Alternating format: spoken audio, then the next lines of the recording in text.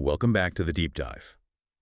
When we think about what makes education truly effective, it's not just about the curriculum, is it?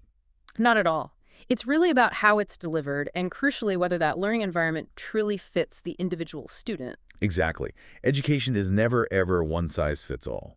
And that becomes, well, exponentially more true when we're talking about students who learn or behave or maybe interact with the world a bit differently. Uh-huh. So today, we're really going to unpack a lot of the foundational knowledge around exceptional student education, or ESE, as it's often called. Right. This deep dive is basically your shortcut to understanding this, let's face it, complex world of supporting diverse learners. We'll be covering everything from the core federal laws that guarantee rights, The really big ones. yeah, all the way to the specific categories of disability and those essential personalized plans that make customized learning actually possible. And what's really fascinating, I think, is how laws like the Individuals with Disabilities Education Act idea, they don't just sort of passively offer services. They fundamentally reshape how schools think about and approach education for all students. How so? Well, they ensure that equity is the starting point. It's not an afterthought. This whole system mandates continuous collaboration. It really puts the child and their family right at the center of the decision-making process. Okay. So we'll explore not just what the rules are, but maybe more importantly, why they matter so much for every family, every educator, every administrator involved. So whether you're maybe preparing for a career in education, or perhaps you're catching up on policy, or maybe you're a parent just curious about the non-negotiable rights your child has, you should walk away from this with some concrete, actionable knowledge about these critical systems, and also the powerful ethical guardrails that are built in to protect them. Ready to jump in? Let's do it. Okay, so we really have to start at the foundation, don't we? Which is federal law. Absolutely. You can't understand ESC without understanding the law. And in the world of ESE, there's one law that stands above all others. IDEA, the Individuals with Disabilities Education Act. That's the one. And it's worth remembering, these rights we take somewhat for granted today are actually relatively modern, historically speaking. Right. The whole framework really emerged from legislation back in 1975, the Education for All Handicapped Children Act. That was a landmark piece of legislation. What did it change? Well, it marked a fundamental shift. Before that, many children with significant learning differences were often just excluded from public schools entirely, or sometimes warehoused in, institutional settings with very little actual education happening. Right, a completely different era. Completely. Now, IDEA itself has been revised several times since '75, most notably in 2004 when it technically became the Individuals with Disabilities Education Improvement Act, or IDF. But everyone still calls it IDEA. Pretty much, yeah. Yeah. IDEA 2004 is common too. But regardless of the exact acronym, it's the federal law. It governs the education of eligible children with disabilities all the way from birth up to age 21. Okay, and how does it actually work? How does the federal government enforce this? Well, the mechanism is funding. The federal government provides funding to states specifically for special education. And in return for accepting that funding, the states must comply with all of IDEA's requirements. It's a conditional funding model. So that compliance ensures these rights are upheld nationwide, more or less uniformly. That's the goal. And this entire structure, this whole law, really rests on 5 major pillars. These are the core requirements that guarantee protection and access for students and their families. Okay, let's break down those 5 pillars. What's the first one? The first one is all about making sure kids don't fall through the cracks. It's called Child Find. Child find. Yep. This requires states to actively identify, locate, and evaluate all children within their borders who may have disabilities and might need special education services. Actively identify. So schools can't just wait for a parent to raise a concern. Exactly. It's proactive. If a teacher or a doctor or anyone suspects a child might have a disability that affects their learning, the school system is obligated under Child Find to initiate the identification process. Right. And importantly, this initial evaluation process must be done at no cost to the parents. That no-cost part is huge, and I think many people assume, the school just starts testing once someone flags a potential issue. Well, there's a key step. Parental consent is always required before any individual formal evaluation can actually take place. Okay, That respect for parental rights and authority is baked right into the law from the very beginning. got it. So Child Find locates the kids. What's pillar number 2? Pillar number 2 is arguably the most foundational guarantee of the whole law. It's free, appropriate public education, or APE, Hear that acronym a lot. You do. And it sounds simple, but it's profound. It mandates that all eligible students with disabilities are entitled to an educational experience that is appropriate to their age and their unique abilities. Appropriate. Yes, and critically, it must be provided at public expense, so at no cost to the parents. Let's linger on that word appropriate for a second. That seems like it could be interpreted in many ways. It can be, and it's often the source of legal disputes. But the courts have generally interpreted it to mean that the education provided must be tailored to the child's needs and sufficient to provide meaningful educational benefit. It doesn't necessarily mean the best possible education money can buy or the one the parents might prefer above all others. But one that provides meaningful progress. Correct. Meaningful educational benefit. So if FAP is the guarantee of what education is provided, the third pillar helps define where that education happens. And that's the least restrictive environment, or LRE. LRE. Okay, what does that mean in practice? LRE is essentially the civil rights component of placement decisions. The guiding principle here is maximum participation in the general education classroom alongside peers who do not have disabilities. So the default is the regular classroom. Absolutely. The law presumes that the first placement option considered for every child with a disability is the general education classroom in the school they would attend if they didn't have a disability. And the school is expected to bring supports into that classroom first. Precisely.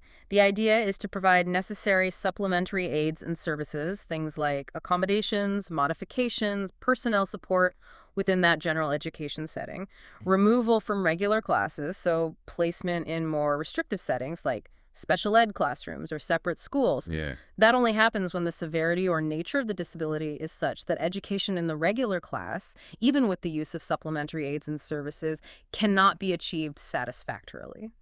So it's a continuum, but you always start with the least restrictive option. You do. And this concept of LRE is really closely tied to the modern idea of inclusion. How is that different from, say, mainstreaming? I remember hearing that term more often years ago. That's a great distinction. Mainstreaming was sort of the older model. It often meant placing a student with a disability into a general education class only when their academic achievement was near grade level and they didn't need substantial support. They had to kind of earn their way in. Okay. Inclusion, driven by LRE, flips that. It says the general education classroom and the general education teacher are the student's primary placement and instructor by default. The specialized services and supports are brought to the student in that setting whenever appropriate. It's about modifying the environment, not just placing the student if they fit. That's a huge philosophical shift. It really is. Okay, yeah. so we have child find, FAPE, LRE. What's the fourth pillar? The fourth pillar focuses on the specific planning documents that actually make BAPE and LRE a reality for an individual child. These are the individualized plans. The IEP and IFSP. Exactly. The Individualized Education Program, IEP, for school-aged children, and the Individualized Family Service Plan, IFSP, for infants and toddlers. These are the written, legally binding documents that outline the student's current status, their specific goals, and all the services and supports required to meet those goals. We're going to dedicate a whole section to digging into these later. Good, because they're crucial. And the fifth pillar. The fifth pillar provides the checks and balances. These are the procedural safeguards. This is a whole set of rules and procedures designed to protect the rights and interests of both the parents and the child throughout the entire ESE process. What kind of protections are we talking about? Things like the right to receive prior written notice about any proposed changes to identification, evaluation, or placement, the right to confidentiality of records, the right to non-discriminatory assessments, and, very importantly, the right to mechanisms for resolving disagreements. Like mediation or hearings. Precisely. Things like mediation and due process hearings, which give parents a formal way to challenge school district decisions if they believe their child's rights under ID are being violated. These safeguards ensure accountability and empower parents. Okay, so those five pillars, child find, FAPE, LRE, individualized plans, and procedural safeguards, form the core of IDEA. But IDEA doesn't operate in a vacuum, right? Are there other important federal laws? Definitely. There are a few other key pieces of federal legislation that work alongside IDEA. Two major ones prohibit discrimination against individuals with disabilities more broadly, not just in education. Which ones? The Americans with Disabilities Act, ADA, and the Vocational Rehabilitation Act, specifically Section 504. While IDEA focuses specifically on ensuring FAPE for eligible K-12 students, the ADA is much broader. It prohibits discrimination based on disability in employment, state and local government services, public accommodations, transportation, basically across many aspects of public life. So ADA provides wider civil rights protection. Exactly. And Section 504 of the Rehab Act also prohibits discrimination in programs receiving federal funding, which includes public schools. Sometimes students who don't qualify for IDA services might still receive accommodations under a 504 plan if they have a disability that substantially limits a major life activity, like learning. Okay, that's an important distinction. What else? Then you have FERPA, the Family Educational Rights and Privacy Act. This is the federal law that protects the privacy of all student education records. Not just for students with disabilities. No, for all students. But it's particularly critical in ESE because IEPs and evaluation reports contain a lot of sensitive, personally identifiable information. FERPA ensures these records are kept confidential and gives parents rights to access and review them. Makes sense. And what about the big education reform laws we've seen, like No Child Left Behind or its successor? Right. So the No Child Left Behind Act, NCLB, enacted in the early 2000s, had a significant impact on ESE. It really increased the focus on accountability for the academic progress of students with disabilities, How to do that? mainly through standardized testing and reporting requirements. NCLB mandated that schools disaggregate test score data, meaning they had to report specifically on the performance of subgroups, including students with disabilities. It also pushed for higher graduation rates for these students. So it's shown a spotlight on how this group was performing. It did, for better or worse. There was criticism about the pressure it created, but it definitely made the performance of students with disabilities more visible. And its successor, ESSA. The Every Student Success Act, ESA, which replaced NCLB, maintained the requirement to track and report the achievement and graduation rates for students with disabilities. However, it shifted a lot of the decision-making power regarding how to support these students back to the states and local districts. So less federal prescription. Generally, yes. Unlike NCLB's more rigid, top-down approach to interventions, ESA gives states and districts more flexibility to determine the specific supports and interventions they'll use based on their local data and needs. It acknowledged that maybe a one-size-fits-all federal mandate wasn't the best way to address the diverse needs across the country. Okay, so Section 1 gave us a really solid grounding in the legal framework, especially the power of IDEA. But you mentioned eligibility criteria earlier. Right. Just because a child is struggling in school doesn't automatically mean they qualify for ES services under IDEA. There's a specific process. Yes. To be found eligible, a child typically has to meet two conditions. First, the evaluation must determine that the child has one of the 13 specific disability categories listed in IDEA. Only those 13. For the main school age program, yes. Right. We'll get to infants and toddlers in a moment. So condition 1 is having one of those 13 disabilities. Condition 2 is that the disability must adversely affect the child's educational performance. Adversely affect. Let's unpack that a bit. Does that just mean failing grades? Not necessarily. That's a really crucial clarification. Adverse effect is broader than just academic failure. A student could be getting good grades, maybe A's and B's, but only because, say, their parents are providing an extraordinary amount of support at home every night, essentially masking a significant functional impairment. Or maybe they're doing okay academically but severely struggling with social interactions or emotional regulation because of their disability. Exactly. Or perhaps they have a health condition that significantly impacts their stamina or attention in the classroom. The core question is the disability hindering the child's ability to access and benefit from the general education curriculum and environment in some significant way? It doesn't always show up as an F on a report card. Got it. So it's disability plus adverse educational impact. Correct. Now, before we dive into the 13 categories for school-age kids, ages 3 to 21, it's worth mentioning the younger group, infants and toddlers, from birth up to age 3. Right, covered under Part C of IDEA. Yes. For this age group, the focus isn't on the specific disability categories. Instead, eligibility is typically based on documented developmental delays, In what areas? usually in one or more of 5 key developmental areas: cognitive development, physical development, including vision and hearing, social or emotional development, communication development, or adaptive development, like self-help skills. The services provided here focus heavily on the family and occur in natural environments, as we'll discuss more when we get to the IFSP. Okay, so developmental delays for the little ones. Now let's tackle those famous 13 categories for students aged 3 to 21. These definitions are really important, aren't they? They dictate eligibility, funding, the kind of expertise needed.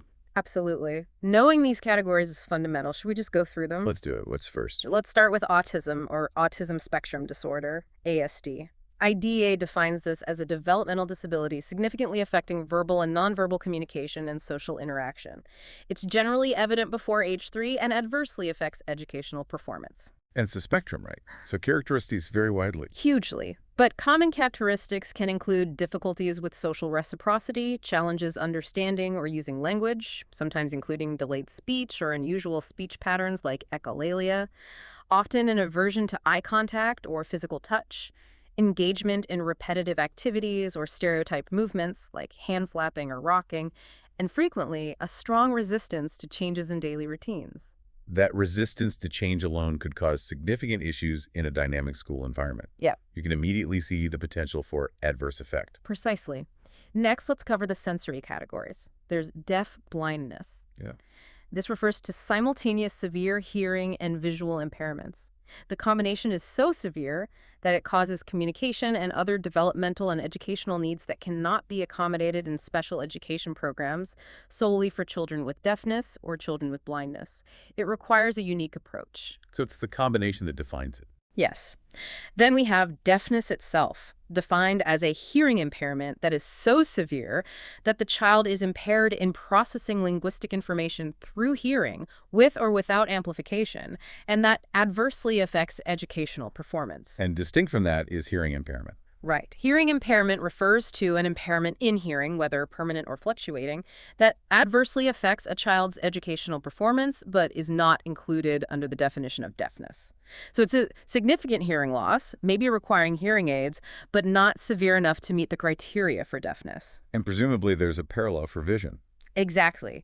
Visual impairment, including blindness. This means an impairment in vision that, even with correction, like glasses or contacts, adversely affects a child's educational performance. The term includes both partial sight and blindness. Okay, sensory covered. What's next? A category that's often complex and sometimes misunderstood is emotional disturbance. Right. What falls under this?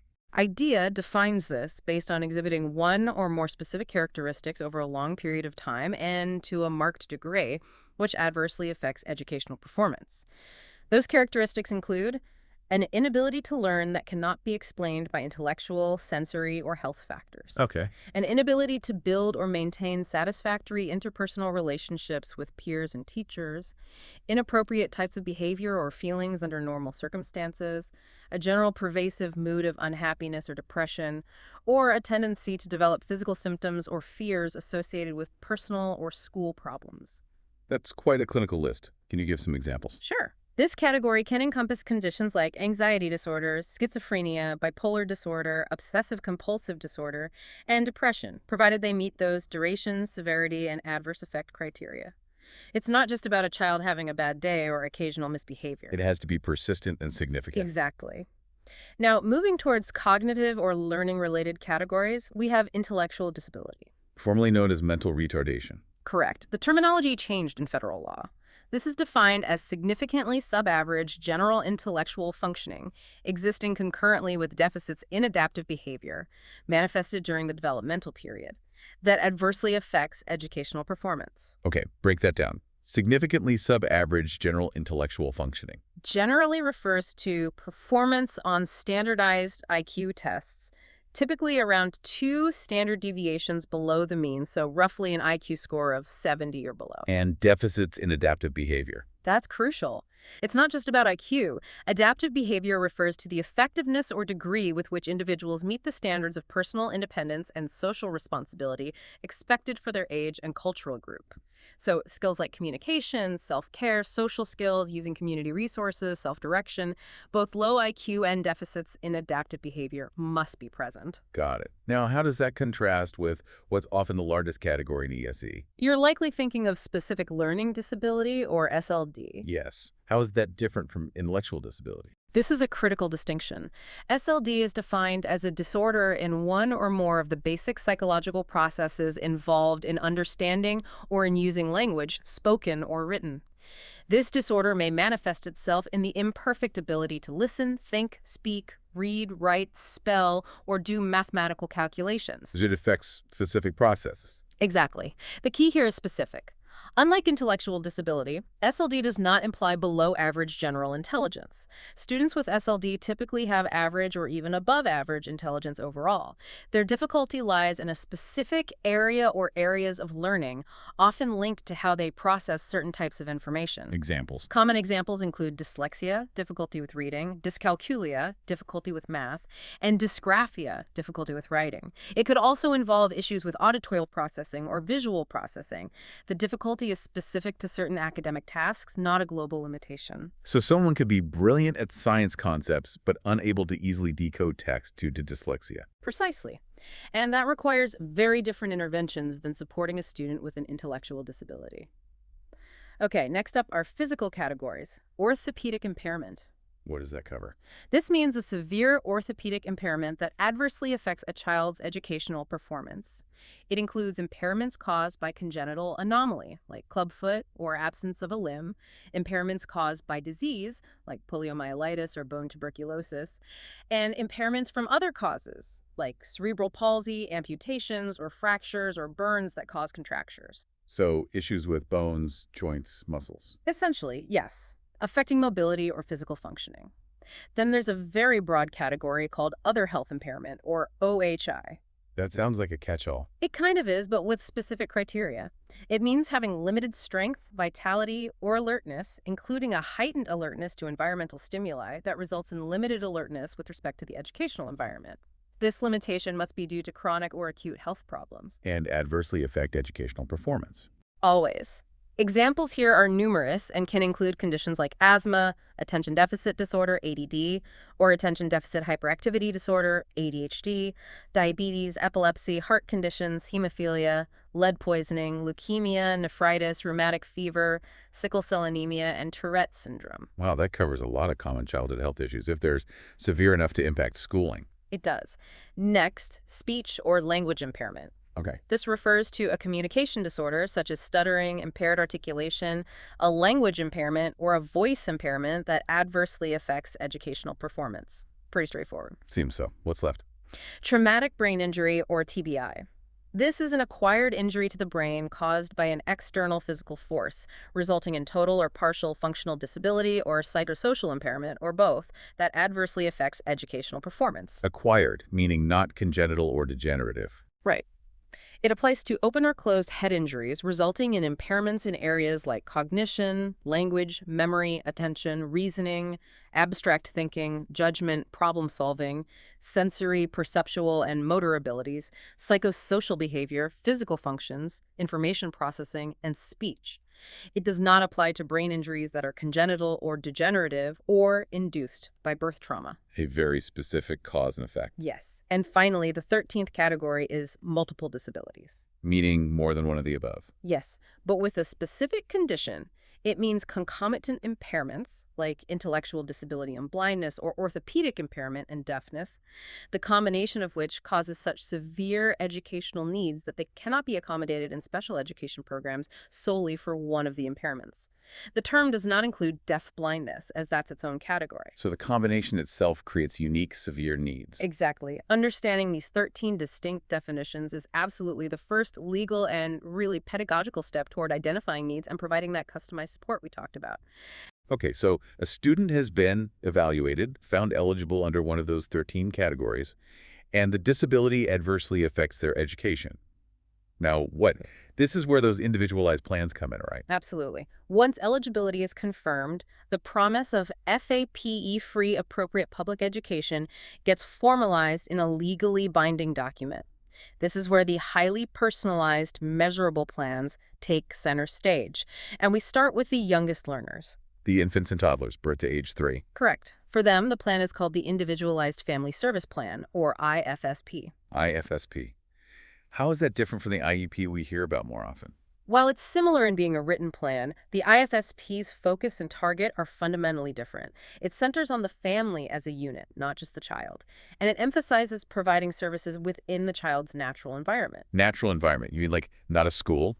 Exactly. We're talking about the home, a daycare center, the park, grandma's house, wherever the child typically is during their day.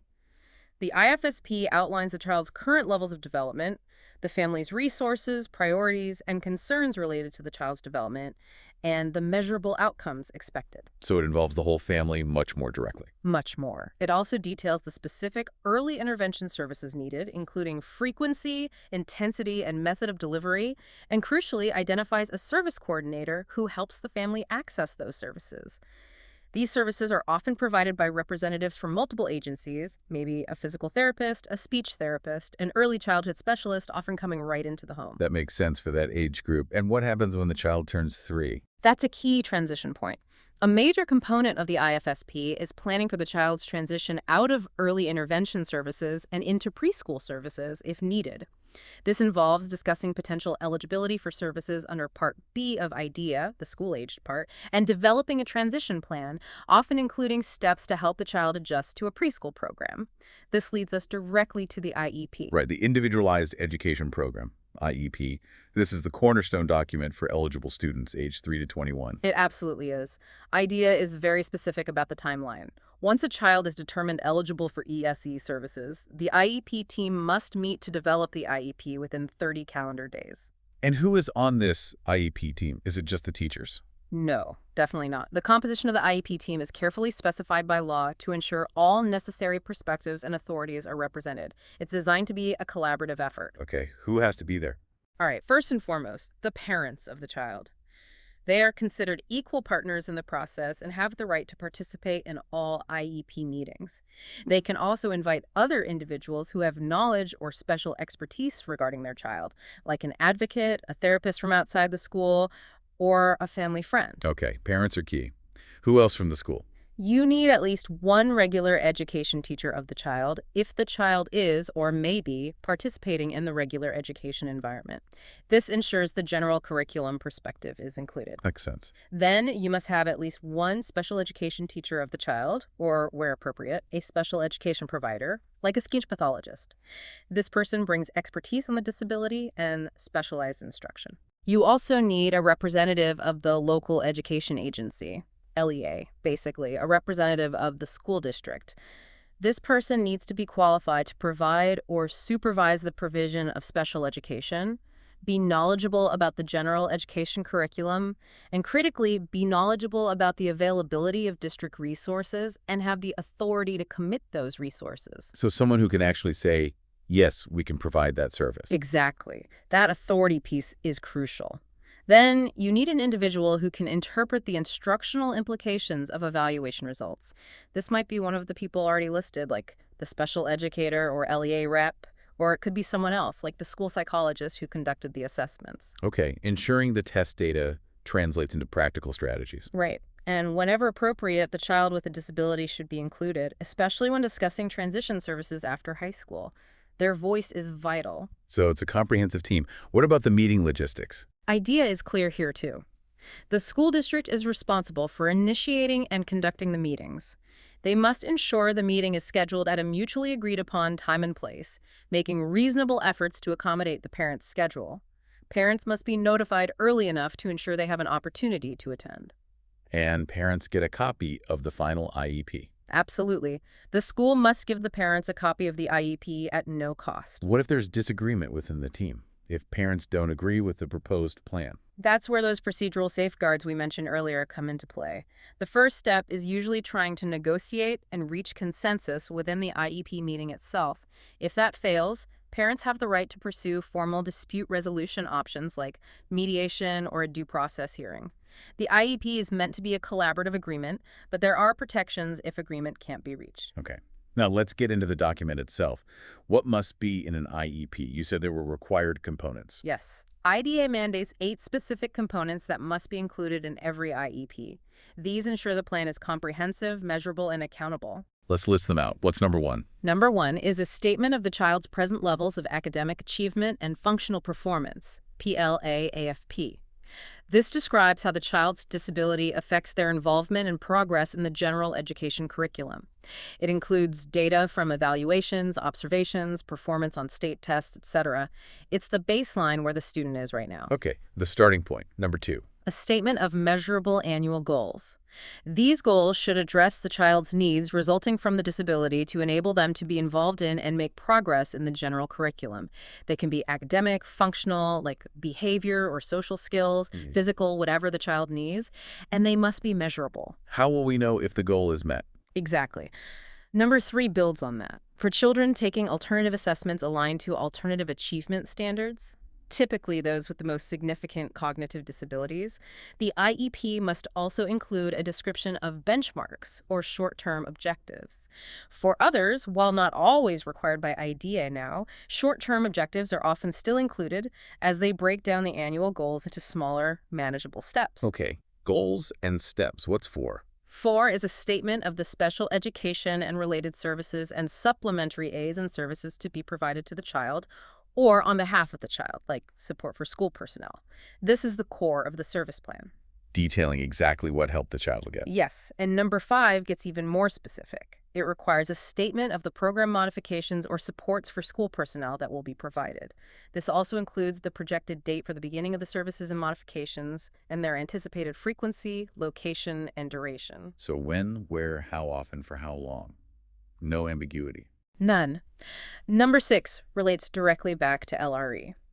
It's an explanation of the extent, if any, to which the child will not participate with non-disabled children in the regular class and in extracurricular and other non-academic activities.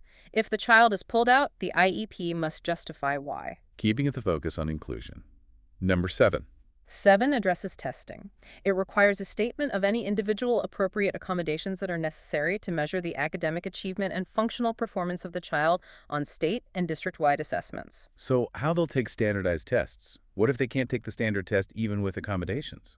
Then the IEP must state why the child cannot participate in the regular assessment and why the particular alternative assessment selected is appropriate for the child. Okay, and the last one, number 8. Finally, number 8 is crucial for accountability. A description of how the child's progress toward meeting the annual goals will be measured, and when periodic reports on the progress the child is making toward meeting the annual goals, such as through the use of quarterly or other periodic reports concurrent with the issuance of report cards, will be provided to parents. So tracking progress and keeping parents informed, that's a comprehensive list. It has to be. The IEP is the legally enforceable commitment of resources and services. Now, you mentioned transition services earlier. Does the IEP change as the student gets older? It does. The focus shifts significantly as the student approaches the end of their K-12 education.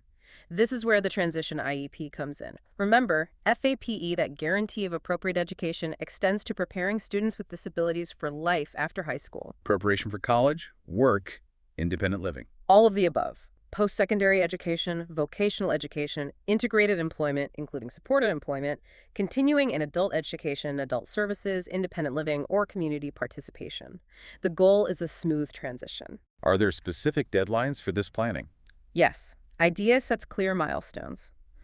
First, beginning not later than the first IEP to be in effect when the child turns 16, or younger if determined appropriate by the IEP team, the IEP must include appropriate measurable post-secondary goals based upon age-appropriate transition assessments related to training, education, employment, and, where appropriate, independent living skills. So goals for after high school start officially at 16. At the latest, the IEP must also include the transition services, including courses of study needed to assist the child in reaching those goals. This involves coordinating services between the school and outside agencies. Like vocational rehab or disability services at a college. Exactly. The IEP needs to address these interagency responsibilities or any needed linkages. Who is going to provide what support once the student graduates or ages out of the school system? All post-graduation goals need to be specific and measurable. And there's something about rights transferring too. Yes, the age of majority.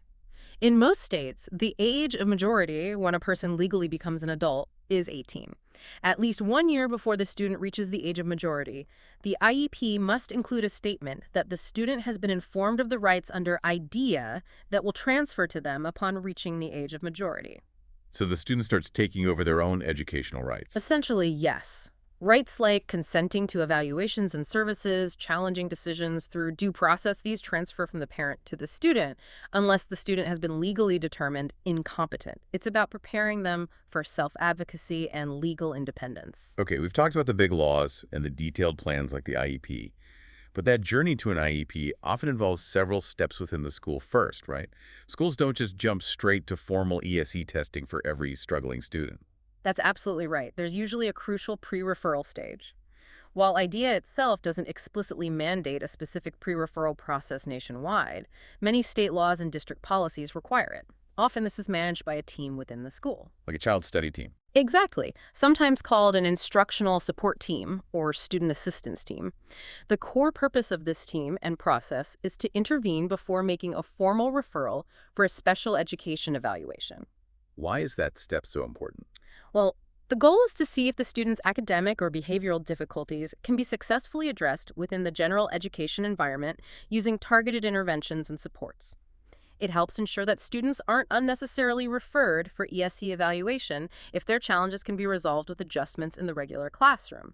It conserves resources and, importantly, avoids potentially labeling a child inappropriately. Makes sense. Do we know what that looks like in practice? It varies by state and district, but the Wow. example from Florida in our source material gives a good idea.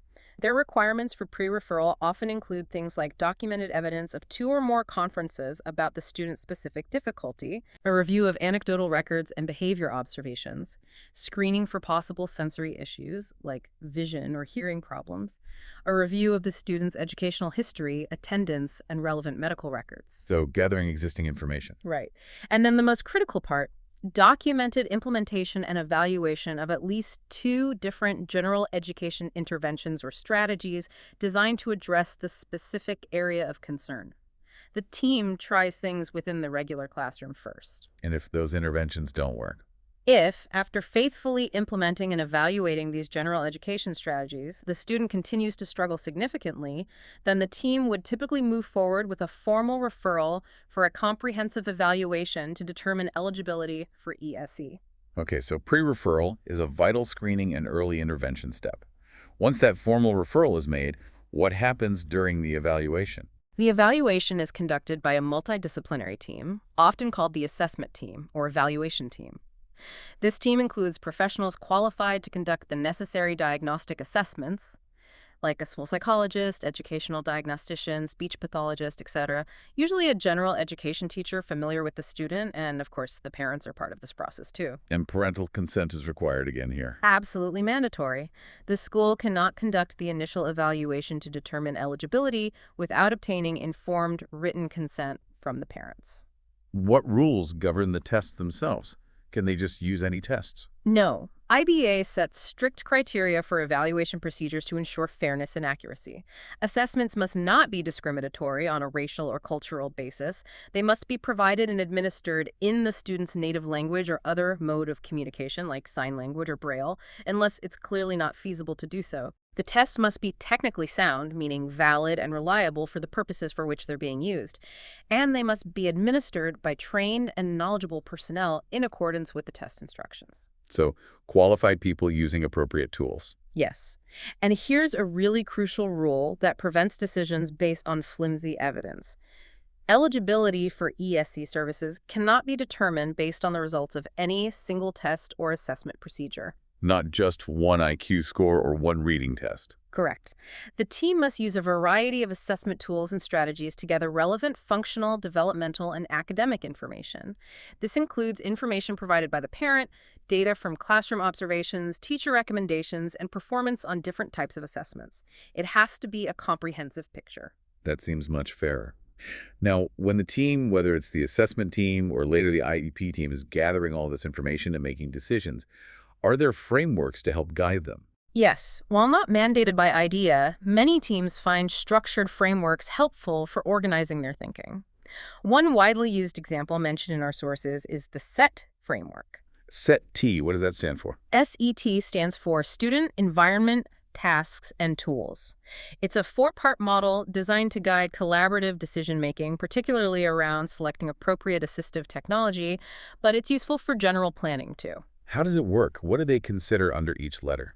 Okay, so for S student, the team asks, What are the students' specific strengths? What are their functional needs related to their disability? What are their goals? What do they need to be able to do now that they currently can't do independently? Focusing on the individual learner first. Right. Then for e-environment, they analyze all the settings where the student learns and participates. What are the physical arrangements? What instructional methods are used? What materials and supports are currently available? Crucially, what are the attitudes and expectations of the people in those environments? Teachers, staff, family? Are there access concerns? Looking at the context. Makes sense. What about T? The first T tasks looks at what activities normally occur in those environments that the student needs to be able to do. What are the critical components of those tasks? How could the tasks themselves be modified to accommodate the student's needs? So what does the student actually need to do? Yes, and the final T tools brings it all together. Based on the understanding of the student environment and tasks, what tools should be considered to help the student succeed? Tools here is defined broadly. It could mean assistive technology devices, but also includes instructional strategies, specific services, accommodations, modifications, supports for personnel. Basically, the solutions. So SET provides a structured way to think through the problem and potential solutions. Exactly. It helps ensure the team considers all the relevant factors before jumping to conclusions or selecting interventions. Okay, so once the plan, like the IEP, is developed, using frameworks like SET perhaps, the student starts receiving supports. Can we clarify the different types of support services mentioned in IDEA? Sure, there are several key categories. First, you have exceptional student education, ESE itself, which usually refers to the specially designed instruction tailored to meet the unique needs of the child with a disability. This is the core teaching component. Okay, the specialized teaching. Then you have related services. These are supportive services required to assist a child with a disability to benefit from special education. Examples. Things like transportation, maybe specialized bus access for a wheelchair user, speech-language pathology and audiology services, psychological services like counseling, physical and occupational therapy, recreation, early identification and assessment, counseling services, orientation and mobility services for students with visual impairments, and school health services. Basically, services that enable access to or benefit from the special instruction. Got it. What else? Supplementary aids and services. These are aids, services, and other supports that are provided in regular education classes, other education-related settings, and in extracurricular and non-academic settings to enable children with disabilities to be educated with non-disabled children to the maximum extent appropriate, fulfilling that LRE mandate. So these are things used in the general setting. Often, yes. Examples could be preferential seating, assistive technology devices like a communication board or specialized software, audio recorded books, note takers, or the support of a paraprofessional shadowing a child with autism to provide immediate behavioral support within the regular classroom. Okay.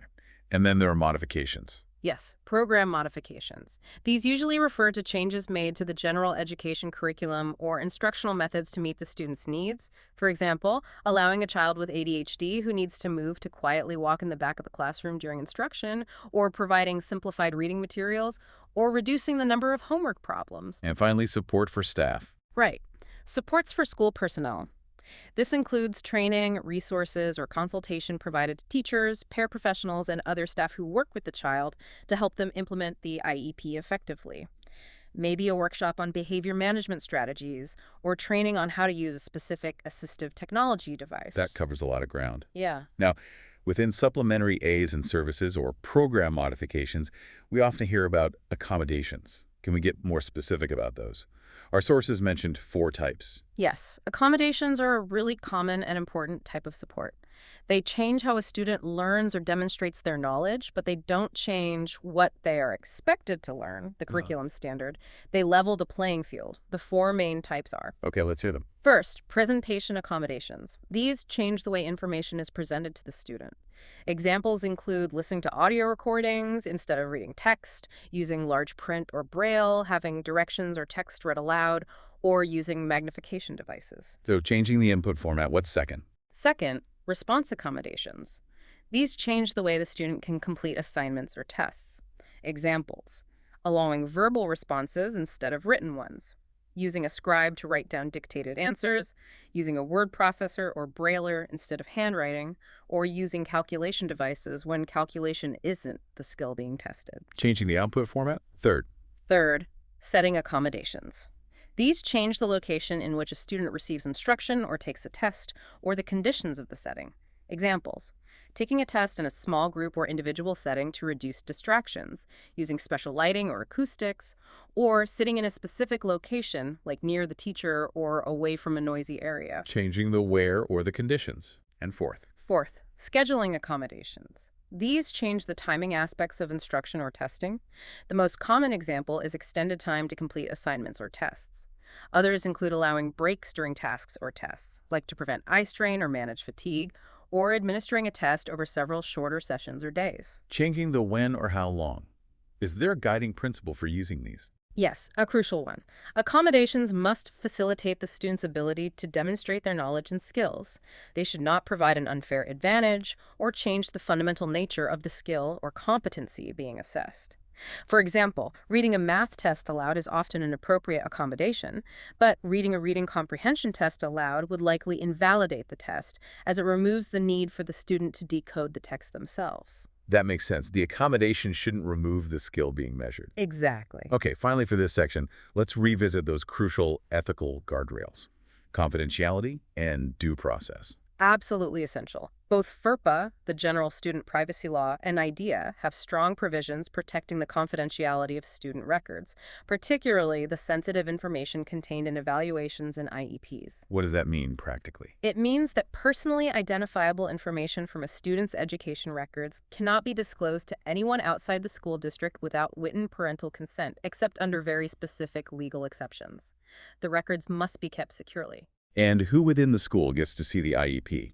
School staff should only access the contents of an IEP on a legitimate, need-to-be-aware basis related to their specific responsibilities in implementing the plan. A math teacher needs to know about the student's math goals and required accommodations for their class. A PE teacher needs to know about any physical limitations or safety precautions. They don't necessarily need access to the entire psychological evaluation report unless it directly informs their work with the student. Protecting privacy even within the school. Yes, and parents always have the right to inspect and review all of their child's education records. And due process. That's the conflict resolution part again. It is. Due process refers to the set of procedural safeguards designed to ensure fairness and protect parental rights when disagreements arise between parents and the school district regarding the identification, evaluation, placement, or provision of FAPE to their child. What rights does it guarantee? Key rights include receiving prior written notice of proposed actions, the right to consent, the right to access records, and the right to an impartial hearing if disagreements cannot be resolved through less formal means. Like mediation first. Exactly. IDEA strongly encourages, and many states require, trying mediation first. This is a voluntary process where an impartial mediator helps the parents and school district try to reach a mutually acceptable resolution. It's provided at no cost to the parents. And if mediation doesn't work? Then parents have the right to request an impartial due process hearing. This is a more formal, quasi-legal proceeding presided over by an impartial hearing officer, someone not employed by the school district involved. Both sides present evidence and witnesses, and the hearing officer makes a legally binding decision. The hearing itself is at public expense, though parents might incur costs if they hire an attorney. This whole structure is designed to ensure parents truly are equal partners and have recourse if the system isn't meeting their child's needs appropriately. We've talked a lot about laws, procedures, documents. But at the end of the day, the success of this whole ESE system really hinges on people working together, doesn't it? Absolutely. The human element is paramount. Particularly the collaboration between the school and the family is the engine that truly drives the IEP process and ensures positive outcomes for the student. Why is that partnership so critical? Well, the benefits of strong, respectful communication and collaboration are numerous. Research consistently shows it improves parents' ability to support their child's learning at home. It gives parents valuable insights and ideas for helping their child. And perhaps most importantly, it increases parents' confidence in their own role as advocates for their child's education. So how can schools foster that strong partnership? What should teachers and staff keep in mind? It starts with recognizing and genuinely respecting that all families are different. Teachers need to understand that parents of children with disabilities often experience a really complex and varied range of emotions, maybe hope, pride, frustration, grief, fear, sometimes all at once. So, effective communication requires more than just sending notes home. It means actively listening to parents' perspectives, speaking plainly and avoiding confusing jargon, using open-ended questions to understand their views, and always, always focusing discussions on the child's progress and the shared educational purpose. Schools need to actively work to make parents feel welcome and valued as true equal partners in the process. That equal partners phrase keeps coming up. It's clearly central. It has to be. And this partnership also requires understanding and respecting cultural differences. How does culture play into this? Practitioners need to start from the premise that parents, regardless of their background, are the life educators who know their child best. They have invaluable insights. We also need to acknowledge that families from diverse cultural backgrounds might hold very different beliefs or ideologies about the cause of a disability, or about the role of schools versus families. And the formal education system itself might feel intimidating. It definitely can be, especially for families who may have had negative experiences with schools in the past, or for whom English is not their first language. Compounding factors like low income and poverty, which disproportionately affect some minority groups, can also create barriers to participation if the school isn't actively working to be accessible and welcoming. So schools need to be culturally responsive, ensuring communication is accessible, assessments aren't biased, and they're meeting families where they are. Precisely. Building trust across cultural differences is essential. Now, within the school, another critical human element, especially with the push for inclusion, LRE, is the paraprofessional. Oh, absolutely crucial. Paraprofessionals, sometimes called teacher's aides, instructional assistants, paraeducators, they are truly essential members of the educational workforce today. They are often the ones providing the direct, moment-to-moment support that allows students with significant needs to successfully participate in general education classrooms. Their role seems much more complex than maybe it used to be. It absolutely is, and it's constantly expanding. They're not just making copies or monitoring the lunchroom anymore. They're often implementing behavior plans, collecting data for IEPs, providing direct instruction under teacher supervision, facilitating social interactions, and using assistive technology. That sounds like it requires significant training. It does, and providing adequate training and ongoing support for paraprofessionals is vital. Key areas often covered in training include understanding their specific roles and responsibilities and ethical boundaries, learning effective instructional strategies, implementing behavior management techniques, sometimes basic academic skills review, how to accurately observe and record student performance, strategies for effective teaming and communication with the supervising teacher and parents, and often specific health or safety procedures relevant to the students they support. They are a linchpin in making inclusion work. Okay. This focus on individual needs, collaboration, and appropriate support brings us to a really significant systemic challenge that IDEA and educators are constantly grappling with: disproportionality in EAC. Yes, this is a major equity issue in special education. Disproportionality refers to the situation where a particular demographic group, usually defined by race, ethnicity, or sometimes socioeconomic status or language background, is represented in special education programs at a significantly different rate than their representation in the general student population. So either overrepresented or underrepresented. Exactly. Most commonly, the concern is about the overrepresentation of certain minority groups, particularly Black and Native American students, in specific disability categories like emotional disturbance or intellectual disability. But underrepresentation can also be an issue, suggesting some groups might be overlooked for needed services. Why is this such a critical issue? Because it raises serious questions about potential bias in the system. Research has shown that a child's race or ethnicity can significantly influence their probability of being identified for special education, sometimes misidentified or misclassified, or placed in more restrictive settings than their white peers with similar characteristics. This has deep historical roots tied to legacies of segregation and discrimination in education. It suggests that factors other than objective disability status might be driving referral and placement decisions for some students. That's deeply concerning. What are some of the factors that contribute to this problem? Sounds complex. It's definitely complex with no single cause or easy fix. Our sources highlight several potential contributing factors that schools and districts need to examine and address proactively. Like what? One factor is potential test bias.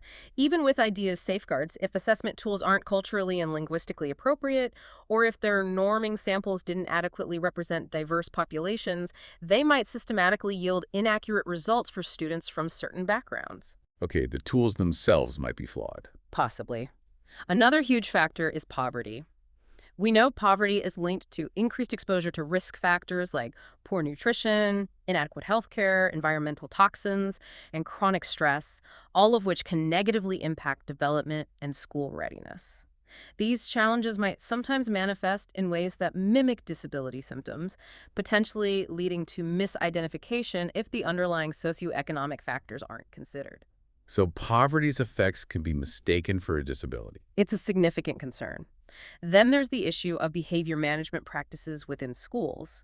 If school discipline policies are applied inconsistently or harshly towards students from certain racial or cultural groups, these students might be more likely to be referred for ESE evaluation based primarily on behavior issues, potentially leading to placement in categories like emotional disturbance without fully exploring other contributing factors. Discipline disparities feeding into ESC referrals. It's a documented pathway. Related to this is the concept of cultural mismatch or cultural reproduction. What does that mean? This refers to situations where the school's dominant culture, its curriculum, teaching styles, communication norms, behavioral expectations primarily reflects and rewards the norms of the white middle class.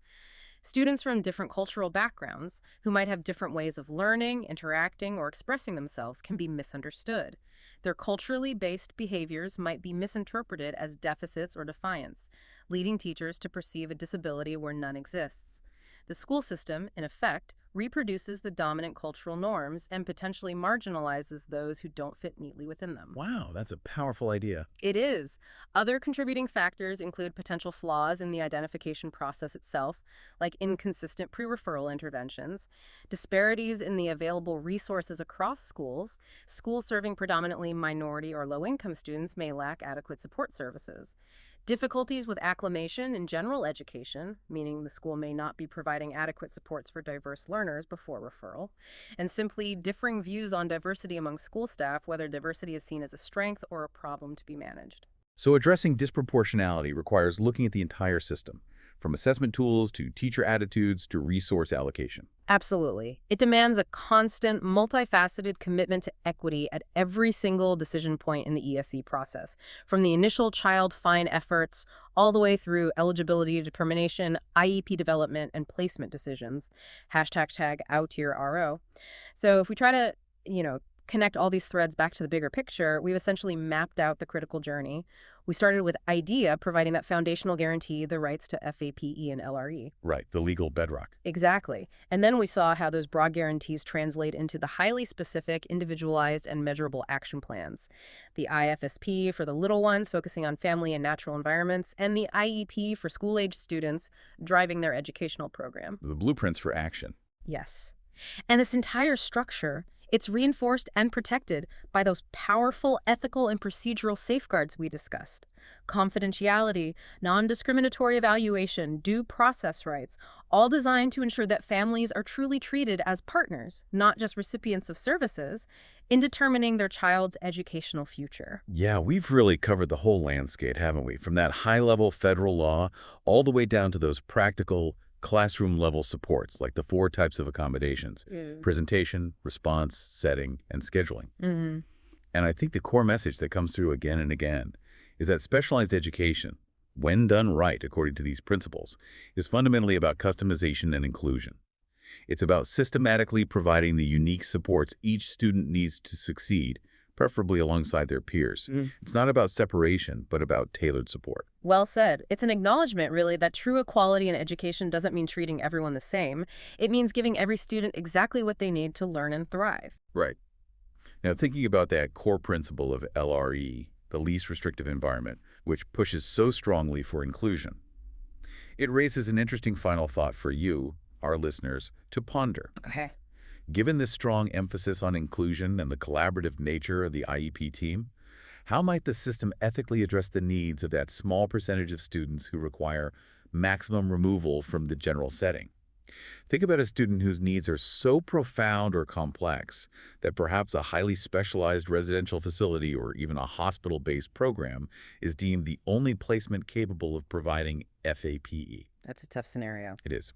Even when that highly restrictive placement is agreed upon as necessary and appropriate by the full IEP team, how does it challenge the spirit, if not the letter, of LRE? And maybe more importantly, what ongoing supports, monitoring mechanisms, and connection points are needed to ensure that students' rights are vigorously maintained, that they continue to receive appropriate education, and that they aren't simply forgotten or isolated once they're outside the walls of the typical school environment. How do we ensure LRE principles still apply, in a Yeah. way, even in the most restrictive settings? Exactly. How do we keep that connection and ensure their rights are always paramount? That's something complex to mull over as you continue your own deep dive into this absolutely crucial field of education.